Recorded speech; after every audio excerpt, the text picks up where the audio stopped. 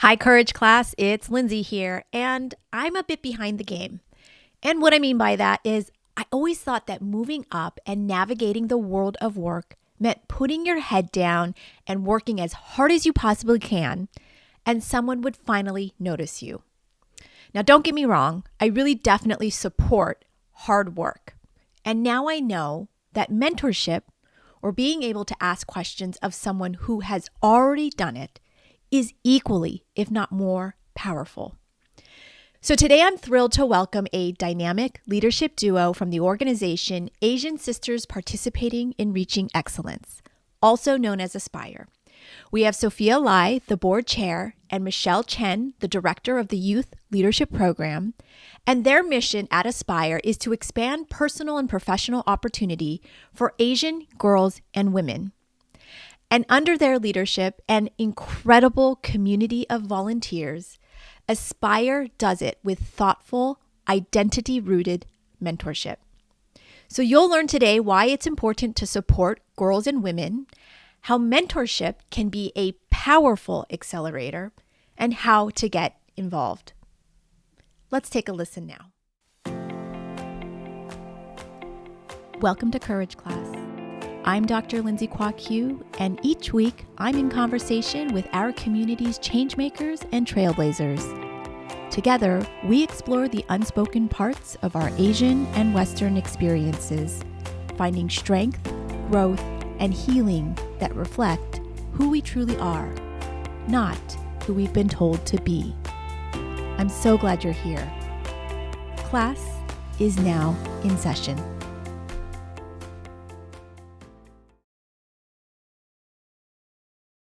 I am so thrilled to be joined by two incredible leaders from Aspire. That's Asian Sisters Participating in Reaching Excellence, an organization dedicated to empowering Asian American women leaders through identity development, mentorship, and education. I just love this organization. It means so much to me personally. It's helped me indeed. And I've had the pleasure of also supporting the organization. So I am just thrilled to be joined by some of Aspire's current and previous leadership. Sophia Lai. Sophia Lai serves as Aspire's board chair, bringing years of leadership experience and a passion for creating opportunities where young women can thrive. We're also joined by Michelle Chen, and she was Aspire's program manager of the Youth Leadership Program, where she worked directly with youth to build relationships that help them find their voice, own their stories, and step into leadership with confidence. Ladies, I just want to welcome you to the show. And again, I want to just express my sincerest gratitude to both of you for taking time to share Aspire's wonderful work on Courage Class. Thank you. It's really nice to be Thank you for here. having us. Yeah. Yes. Well, the pleasure is all mine. I would just, one of the first things I love asking folks is how they got into this work. So as you introduced, my name is Sophia Lai. I grew up in the Boston area with an education that really emphasized responsible civic engagement. And I joined a bunch of free leadership opportunities, all of which really shaped and empowered me. One experience that had a particularly significant impact on me was the Wadiko Summer Program, where I saw firsthand how powerful and life-changing it can be to have adults equipped with tools that acknowledged and guided youth through challenging times. I saw these youth grow and become more confident in themselves when they were encouraged and supported in trying new activities along with their peers. This tiered system of a psychologist as a leader, mentoring a team of counselors who then took care of their assigned students, was not only healing for the youth, but also for myself.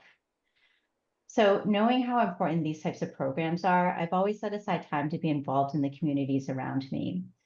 In 2014, I had a friend who was on the board of Aspire who told me that their conference team was seeking volunteers. Once I signed up, I've been doing various roles since. I eventually directed the 2019 Asian American Women in Leadership Conference. Wow. And I also joined the board with roles as a volunteer director and NAV chair. That's incredible. I think that those early mentorship experiences are so critically important. And I just love hearing that it just opened you up to this world of leadership as a young person. So thank you for sharing that, Sophia. Michelle, may I ask the same question of you? What brought you to this work? Yeah, thank you, Lindsay. I joined Aspire through honestly during the COVID time period, back in when I was in high school, in my college years as well. I was very heavily involved in volunteering work. So I wanted to go back to those roots. And I was like, what better time to, go back into volunteering than during the COVID years where I had so much time, right? Yeah. So I found Aspire through like an extensive Google search, and then saw that through like a lot of extensive research, I found Aspire and I saw that not only does Aspire focuses on leadership, I saw that also provides mentorship to young women, right? Asian American women specifically. I saw that not a lot of organizations within the Boston area or greater Boston area, because I am personally born and raised in Rhode Island and didn't move into the Boston area until maybe a year or two ago, about 2 years ago. So at that time, right, there was not a lot of organizations around the area that I really want to focus my time on the youth as well as, giving back to my community as an Asian American woman. So I was like, this is a great opportunity to not only go on those morals that I had, but also, utilize um, the background and giving my personal experiences Mm. to give back to the community in a way. So that's how I kind of stepped my foot, I guess, into the volunteering world, and then Yeah. also with Aspire as well. Oh, thank you so much for sharing that. I think we had very similar experiences. Around COVID time, maybe a little bit before, I was really in a place of searching and looking, and I was transitioning roles. And Sophie, I may have shared this story with you before, but I wanted mentorship. I wanted to connect with other Asian American women, and Aspire was the first thing that popped up on my Google search, and the rest is history. So I love hearing that from both of you. Thank you so much. I'm curious to know, and Michelle, I know you started to talk a little bit more about volunteering, how that you really wanted to get back into those roots. But Sophia and Michelle, I'm wondering what drew you personally to champion specifically young Asian American girls and women and their leadership development. Um, so actually, like in most of the volunteer programs I'd done before, they were not like specific to Asians. Mm, But from my own personal experience, I know how hard it is to speak up, not only as a girl, but as an AAPI girl, yeah. since there's like multiple forces that tell us to hold our tongues, to conform for others. And this can be so detrimental to our careers, our relationships, ourselves. So like I personally thought I could have benefited a lot from a mentor to guide me in my past. But since I can't change that, like Yeah. what I can do is that today I can make programs like what Aspire has available for other AAPI girls and women. Yeah. No, absolutely. When you're listing all of those challenges that we face, I'm like, mine, me too, me too, me too. So, anyways, thank you. Michelle, how about you? I'll stem off of Sophia because it's very similar from my perspective as well. It's really a combination of that personal experience and that desire to want to help these girls, Yeah. all the API girls out there, to learn to represent themselves, right? In their own unique way of trying to find their identity, Mm, because it's not easy to, I mean, to this day, I feel like I'm still trying to find my own yeah. identity, right? I know a little bit of it, but there's just so much more, right? So I think it's the learning, the education, to the strive to help these girls to learn their way Mm, through this like thing that we call life, yeah, right? absolutely. It is. It's hard to navigate. Like nobody teaches you this Right. stuff, right? And Sophia, you started to really touch upon some of the challenges as AAPI women and girls, some of the challenges that we face in the workplace and in life in general, Michelle. So, Sophia, I'm wondering if you could walk us through some of the challenges that Asian American women and girls really face that people often or sometimes overlook when it comes to career, leadership, school. Well, before I start, I wanted to say something about how like the term Asian American is commonly used, and I think before we overlook it, I just wanted to say that we are not a monolith. Mm, That even though it's a term yeah. that was developed to be a unifying identity to rally behind. This group includes such a wide range of cultures, languages, socioeconomic classes, and histories. But despite that, we do get treated similarly. So regardless of all these backgrounds, there are certainly a lot of commonalities that we can address together. Yeah. Thank you for saying that, by the way. No, it's really important, as we're, doing this work, at least in my experience, you say Asian, people think automatically Chinese, at least in my world, and you're like, no, there's so many. There's so many. That's different. Exactly. Yeah. So anyways, I'm sorry, I cut you off, but go right ahead. No, it's okay. I had an example of like what does tie us all together. Like I think our emphasis on family is such a big one, and it kind of contrasts with the popular concept in the West, which is a nuclear family. So, for example, like when it's common in Asia to live intergenerationally, like these parents carry that expectation here in America. And so there's like some statistics where like in the 2014 AARP National Survey, 42% of AAPI people report helping to care for their elders, compared with 22% of the general population. And to break it down between like different demographics, the Pew study found that 29% of AAPI people lived in multi-generational households, compared with 27% of Latino families, 26% of Black families, and 16% of white families. Yeah. So that's just to say, like, this idea of like having to take care of our parents is ingrained into us. And like, I'm sure you can imagine if like we had a conversation with these traditional Asian immigrant parents, like, and we talked about senior home care, they probably just hear words of betrayal. It's true. It's true. It's true. It really yeah. is an expectation. Yeah. And so like for us, it actually falls mostly on women to do the actual caretaking. And this is it's a trend that is global, like even outside of the AAPI community. But this is like a mental load and an unpaid labor that really is taking a toll increasingly. And then another issue that is very specific to AAPI girls that I wanted to mention is that while there has been like a 72% increase in youth suicide rates for AAPI males, the rate has increased by 125% for AAPI females from 1999 to 2021. Wow. Yeah. Wow, that's a problem. Yeah. I mean, suicide is a problem, but yes, the increase, that's terrifying. Yeah. In a GEMMA network open study that utilized mortality data from the National Center for Health Statistics, a group of authors found that the suicide rates coincide with an increase in anti-Asian hate and xenophobia, and that the worsening intersectional discrimination from sexism and racism might contribute to the growing rates for AAPI girls. So the AAPI demographic is already the least likely to seek help for mental health. Yeah. And this was, I think, makes it really clear why it's necessary for culturally sensitive services. And I think everyone should be able to get the assistance that they need, but it seems really especially urgent to have these resources and programs for AAPI girls that can really address what they are going through. Yeah. No, absolutely. I thank you so much for sharing that data, because it just really lays clear that it's like a red alarm around providing support specifically to AAPI women and girls. And I would just add, just as a mom, the perspective of not only is there pressure to take care of an older generation, there's also pressure to take care of the upcoming generation. And so just you think in terms of time and hours and labor, unpaid labor. If I didn't have the support network or the outlet of friends that I have, it would make it significantly even more difficult.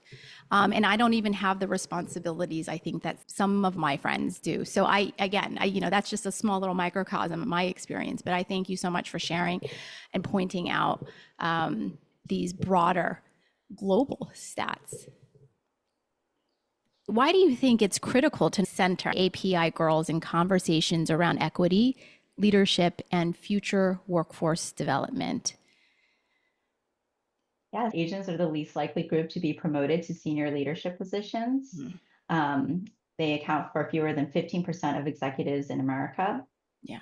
I'm sure you know that women are underrepresented in general in the workplace advancement. So as an Asian American woman, we have both of these hurdles to simultaneously overcome. I heard this McKinsey podcast say in 2022, where looking at the cross-industry average in the United States, we see a 70% drop in terms of representation for Asian American women from the entry level all the way to the C-suite. And in fact, for every 2 Asian American men who are promoted to manager or senior manager, only 1 Asian American woman is. For every promotion rate to the C-suite level, it's 1 Asian American woman for every 6 Asian American men. Wow. So given the historical absence of AAPI female representation in the workforce, it is so important that AAPI girls are front and center of these conversations for an equitable and prosperous future. Like, we need to be represented, we need to be invited so that they know that AAPI girls know that they deserve a seat at the table. Absolutely. We need to be in the conversation, definitely. Michelle, I'm wondering from you, as we hear sort of all of these very sobering sort of, at least for, I feel like stats when it comes to women, AAPI women in leadership roles. How do you think mentorship transforms a young leader, a young AAPI woman's trajectory, especially for first-gen immigrant or underserved communities in our community? Yeah, when I was hearing Sophia talk about all these statistics, right, I'm like thinking, wow, that's insane. Yeah. There's like the number, like you understand that the numbers are there, but when you actually hear the numbers and you hear it in perspective, right, when you yourself are an Asian American, an AAPI woman, right, in the corporate world, it's so eye-opening. Yeah. I think that, for mentorship as a whole, the definition as that it's a guidance, right? Mm-hmm. It's coaching, it's support, it's et cetera, that's provided by a mentor, someone who doesn't necessarily need to be older than you. It could be someone who is in the same generation as you, someone maybe at the same age or same level as you, right? I think for a young woman, especially in the categories that you listed, right? Like the first generation immigrants, underserved communities, all of these in these categories, a lot of the time we don't really know, at least we as girls, as females, right, in this world, we don't really know what we're doing at such a young age. We really grow by learning, right? Yeah. So for a young woman to have a mentor at such a young age, especially I would say maybe in the middle school to high school timeframe, when you're developing, you're learning, you're trying to absorb as much as you can, it can really transform their trajectory, because suddenly they have this idea of like what is possible when you have a mentor, that there's this sense of like confidence, I would say. Like you have someone there to support you, even if you don't know what's going on, you have like the safe space that you can turn towards, to a mentor. Like if you have something you need to ask about, talk about, vent about, you have this like one other person or a group of girls or a group of mentors that you have behind you, that that if you go to them, they won't judge you. They'll guide you in a way that maybe they'll give you advice. They'll coach you into learning something more that you didn't really know beforehand. So it's like this network of expansion, like you're expanding your network, right? But it's more than just that. It's more about gaining that experience that you wouldn't have without that mentorship. Yeah. So I think that's really what's important when you have a mentor at such a young age, because it kind of evolves you in a way that's faster than your peers. It gets you faster into the real world, but also kind of grounds you at the same time. Yeah, no, absolutely. I love how you frame mentorship. You really don't know what you don't know. And it's so helpful to actually hear it from someone who's been there, done that. That is certainly something that I have experienced in Aspire's mentorship, leadership programs, or just listening to somebody else's experience who looks like you, who can understand. it really is an accelerated learning process. And I never really thought about it in that way, that you don't know what you don't know. And Right. sometimes it's helpful to have that guide. That thank you both of you. That was wonderful. And I wonder if we could at this point really dig into some of Aspire's key mentorship leadership programs.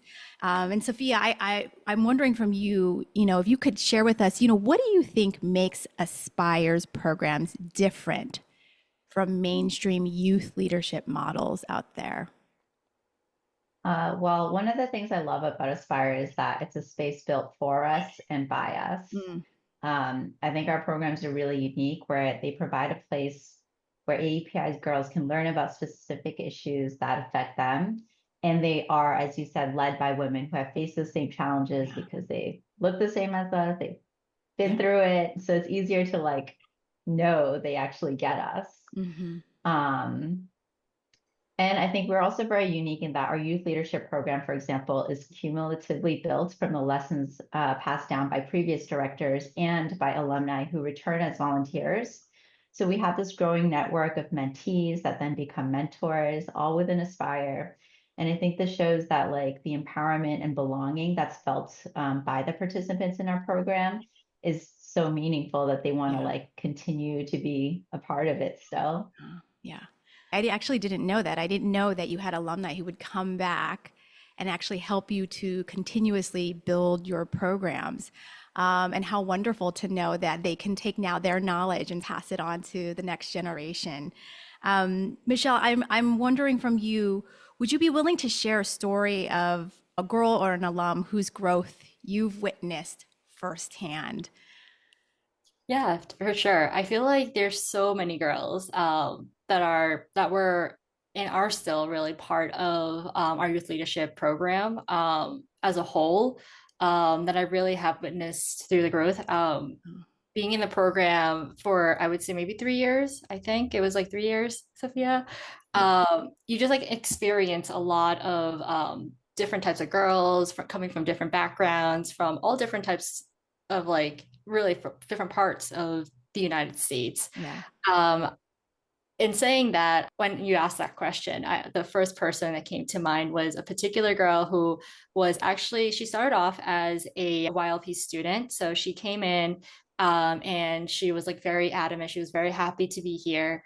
And then she went through the process. We have a cohort. So usually it's either a summer cohort or during a winter cohort. Okay. And she went through the program, and then she actually came back, as Sophia had mentioned, as a volunteer, as a program mentor. So we do open up the opportunity to our students who participated in the program if they want to come back as a program mentor. Hmm. And so she actually came back as a program mentor, and then was the mentor for our next cohort. Wow. And then moved on to become a conference volunteer after the program mentor ended for YLP. So her trajectory was, as a student, she really loved it. She wanted to give back to the program, right? And so she became a mentor, but then she loved YLP so much that she wanted to continue on and aspire as a whole. So she went on to become a conference volunteer and really led in that area Wow. of Aspire. And so outside of that, I've also experienced her firsthand. She's now thriving in college. She goes to a great university and is in multiple impressive internships now. I went on her LinkedIn and I was scrolling. I was like, wow, this is insane. She's doing so much, right? And in her time as a young adult. She's in the Bee Conservancy. And then she also was a fellow at the Veil Project. So she's doing a lot.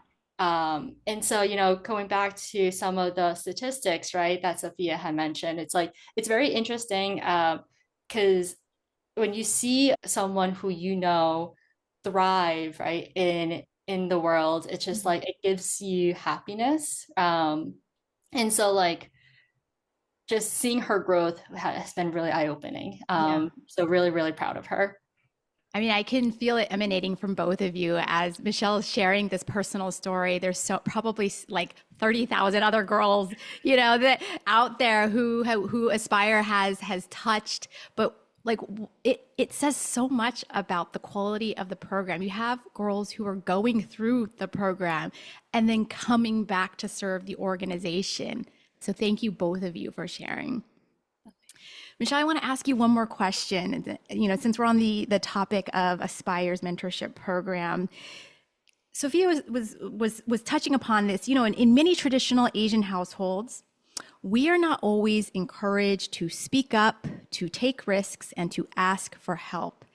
And I'm curious to know, how does Aspire's mentorship structure really help girls unlearn those barriers? And Sophia, I should say, I invite both of you to certainly speak on this. And Michelle, I had specifically asked you to speak to this since you are leading the youth leadership program. I think that it is very interesting, right? Because the mentorship as a whole, there's so many different ways that an organization could go about it. And I think that with Aspire specifically, and then with YLP, we really encourage our girls to be vocal. We emphasize heavily on like, it is a safe space. What you say here stays here. It doesn't really go beyond the virtual space, or if we meet in person, that space as a whole, right? So I think that the structure of our mentorship is that, we are just a call away. We are just a chat away if you need our help, right? All voices are meant to be heard. No opinion is a bad one. I always say, there's no such thing as a bad thing, right? So like, we reflect, we listen, and we really just want to help the girls just unlearn those barriers. We really want to like emphasize that, those are barriers, and barriers are meant to be broken. So obviously these types of things are not an overnight kind of thing. But we do like to, I think that the best way with how Aspire has structured itself is that we do show support little by little, and that little support goes a very, very long way. So I really like the inclusivity of it as a whole. Yeah, no, I feel like that touch point is so important.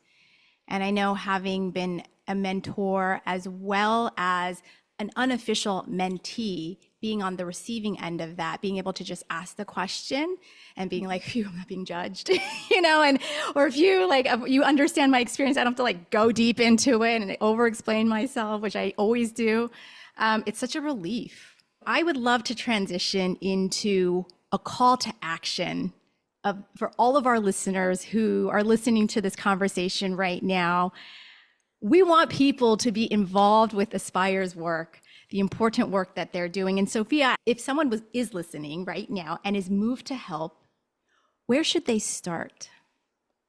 Well, I think listening to podcasts like these is already a great start. I mean, hearing and sharing our stories. Like, I loved hearing what Michelle had to say about what like a mentor really means. Like, it was like my story when I was in high school. I needed this. I didn't even know what questions to ask, because I don't know what I didn't know. Yeah. And Lindsay, you got that like exactly too. Like, you totally knew. Yeah. So like, these are platforms that can allow us to find ways that like how we are all connected. And oftentimes these speakers are like part of different organizations that tackle different and specific challenges in our communities, locally or nationally. So researching them is like a great place to find out more. Okay. In my experience, like, reaching out to these organizations can lead you to discovering like how you can contribute, whether it's at that org specifically, or even like others that do similar work. So look for community events, social media accounts to follow. And and Aspire has their own social media account, right? And you have a calendar on your website of different opportunities if folks want to get involved. Yep. Okay, perfect. What kinds of mentors is Aspire looking for? And what kind of mentors tend to thrive at Aspire? So I think We are so flexible in our roles that like we're creating like mentorship roles for like anyone that can fit in their time.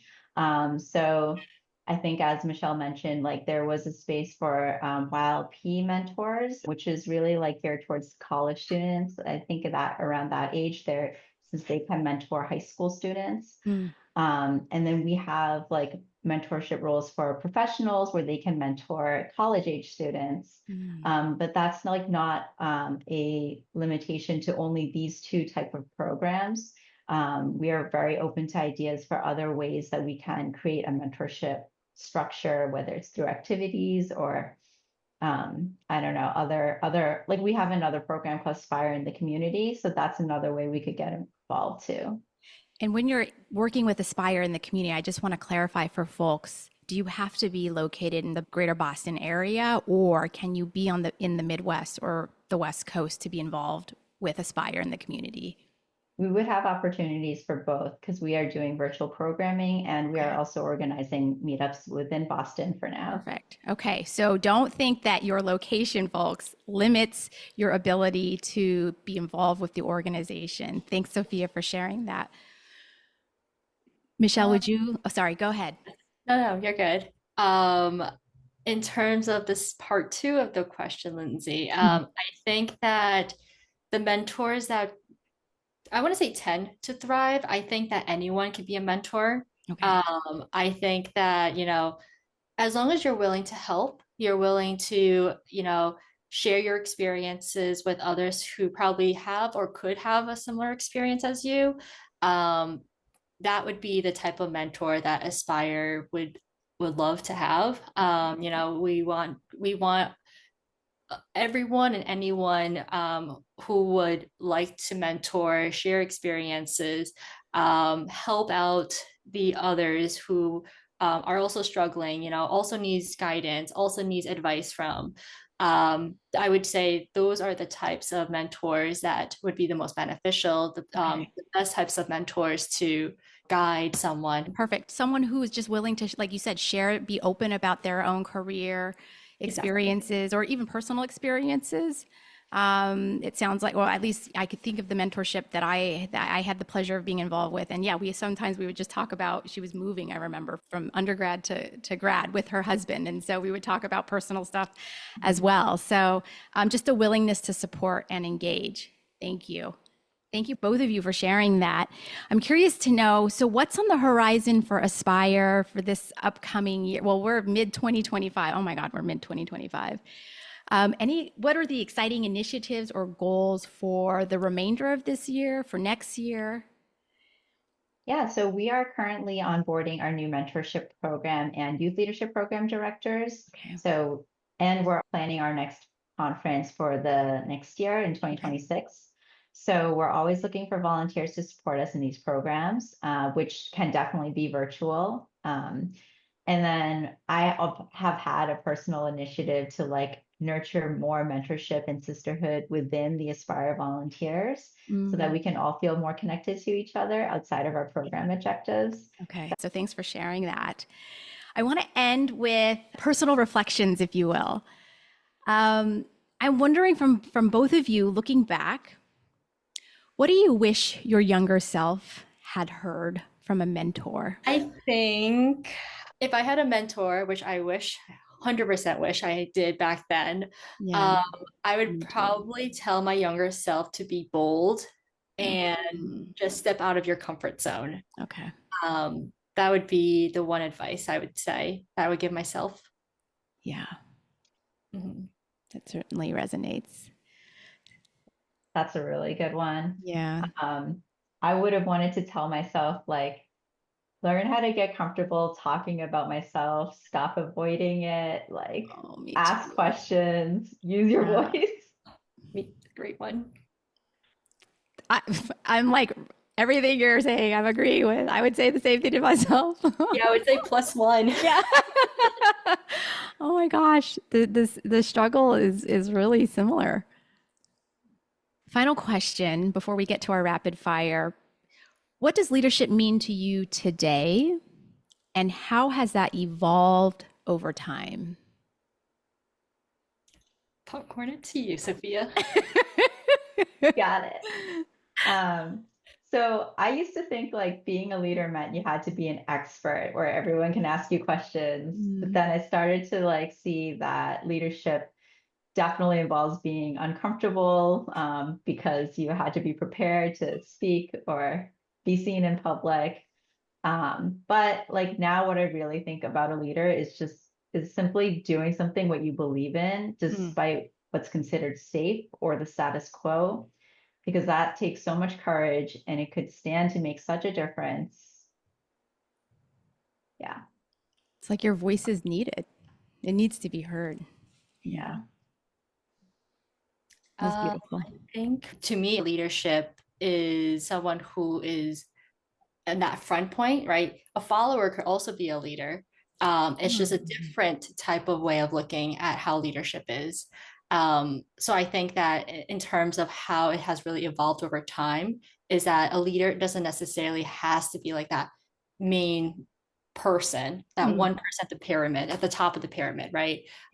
It could be that within your small group, you can be that leader who takes the initiative to go above and beyond what is asked of you.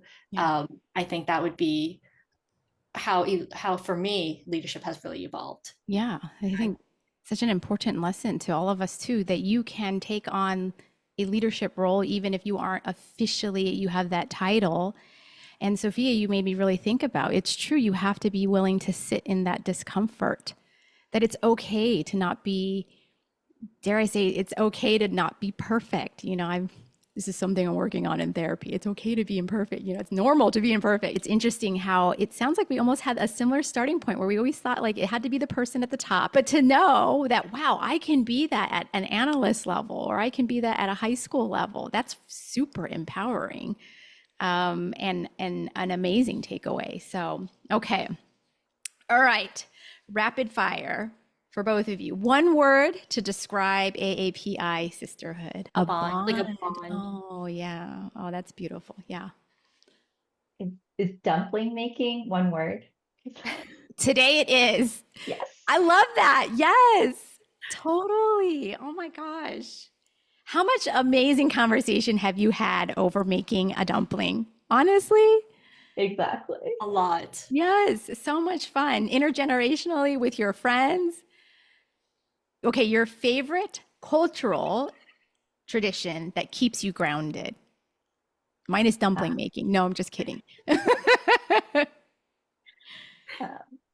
For me, it's pouring tea, because it keeps you grounded. I mean, sorry, it's an act of service when you pour tea for others, and then silver hot conversations and food. Dim sum was on my mind. Yes. Yes. For me, probably lighting an incense. Oh, yeah. My family is very into like lighting incense. It gives me that family aspect of it. So that would be my favorite cultural tradition. Wonderful. Yes, definitely. Michelle and Sophia, final rapid question. Dream guest or mentor you would love to bring into Aspire? I'll say Asian Boss Girls. I loved following them, their journey, individually, their individual journeys as well. So it'd be a dream to have them on Aspire if we could. That would be awesome. Yes, they're the ones that run the podcast. Yes. Yes. Okay. For me, I think Suni Lee would be such a special guest. She is so inspirational. She's overcome so much, and she's so talented. Yeah, definitely. Okay, I'm going to keep my eyes peeled for those next conference invites. Maybe we'll see them at the next Aspire mentorship program. Would love that. Well, Sophia and Michelle, I can't thank you enough for sharing about Aspire's inspiring mentorship programs. Thank you, Sophia and Michelle.